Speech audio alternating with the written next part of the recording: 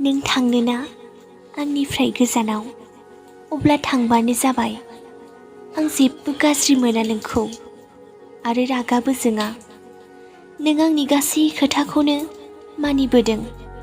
आरोबाव खालि मोनसेल' खोथा मानिदो, आंखौ सिगांनि बायदि खालामफिनदो। जाय मोजां मोननायखौ नों आंनि गोरबोआव सोमजिहोदोंमोन बेखौ नों अरायनि थाखाय फोजोबदो। सिगांनि बायदि आंखौ मालाय खालामफिनदो। जाय हुदाखौ नों आंनि सायाव खालामदोंमोन बेखौ नों अरायनि थाखाय फोजोबदो। जाय बेसेन गोसा समखौ आं नोंनो होदोंमोन, जाय हास्थायनायखौ आं नोंखौ खालामदोंमोन, जायखौ आं गावनि जिउनिस्राय बांसिन हास्थायदोंमोन, बेखौ आंनो गासैखौबो नों फिरायफिनदो। नोंनि सायाव जेबो रागा जोंनाय, गाज्रि मोननाय जेबो थानायानो नङा।